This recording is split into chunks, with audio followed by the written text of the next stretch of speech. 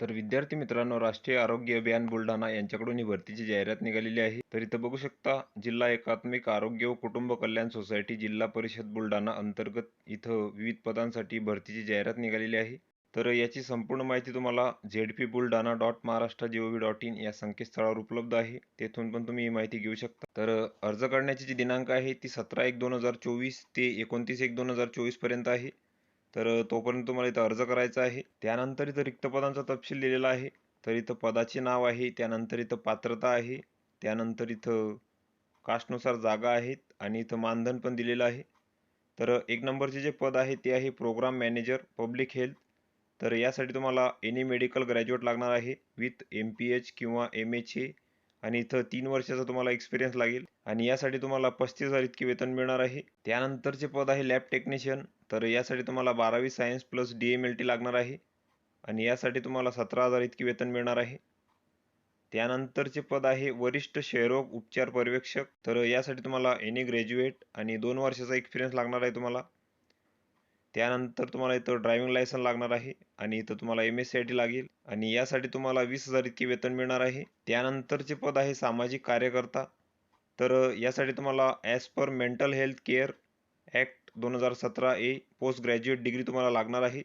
त्यानंतर 2 वर्षाचा तुम्हाला एक्सपिरियन्स लागेल आणि यासाठी तुम्हाला 28,000 इतके वेतन मिळणार आहे। त्यानंतरचे पद आहे योगा आणि नॅचरोपॅथी थेरपिस्ट। तर यासाठी तुम्हाला 12वी प्लस डिप्लोमा किंवा डिग्री किंवा पोस्ट डिग्री लागणार आहे आणि यासाठी तुम्हाला 17,000 इतके वेतन मिळणार आहे। त्यानंतरचे पद आहे कोल्ड चेन टेक्निशियन। तर यासाठी तुम्हाला 12वी आणि इथं महाराष्ट्र राज्य तंत्र शिक्षण मंडळाचे यांत्रिकी किंवा विद्युत अभियांत्रिकी शाखेतील पदवी लागणार आहे किंवा तुम्हाला इथं 2 वर्षाचा ITI लागेल प्रशीतन व वातानुकूलीकरण याचा आणि यासाठी तुम्हाला 17,000 इतके वेतन मिळणार आहे। त्यानंतरचे पद आहे काउन्सलर। तर यासाठी तुम्हाला MSW लागणार आहे आणि वेतन तुम्हाला 20,000 मिळणार आहे। त्यानंतरचे पद आहे डिस्ट्रिक्ट प्रोग्राम मॅनेजर आयुष। तर यासाठी तुम्हाला any medical graduate with MP किंवा MHA आणि इथं 3 वर्षाचा तुम्हाला एक्सपिरियन्स लागणार आहे आणि यासाठी तुम्हाला 35,000 इतके वेतन मिळणार आहे। त्यानंतरचे पद आहे डेटा एंट्री ऑपरेटर। तर यासाठी तुम्हाला एनी ग्रॅज्युएट लागणार आहे। त्यानंतर तुम्हाला इथं टायपिंग लागेल आणि इथं MSCIT लागेल आणि यासाठी तुम्हाला 18,000 इतके वेतन मिळणार आहे। त्यानंतरचे पद आहे डेंटल हायजिनिस्ट।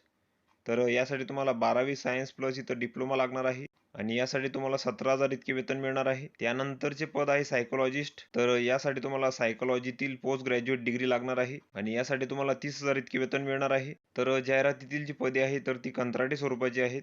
त्यानंतर या पदांसाठीची वयोमर्यादा आहे तर ती 18 ते 38 वर्षापर्यंत आहे आणि राखीव प्रवर्गासाठी इथं 43 वर्षापर्यंत राहील। त्यानंतर इथं प्राप्त अर्जांची शैक्षणिक पात्रता व अनुभव यांच्या आधारे इथं छाननी करण्यात येईल आणि सर्व निकष पूर्ण करणाऱ्या उमेदवारास इथं खालील तक्त्यात नमूद केल्याप्रमाणे इथं गुण देण्यात येतील।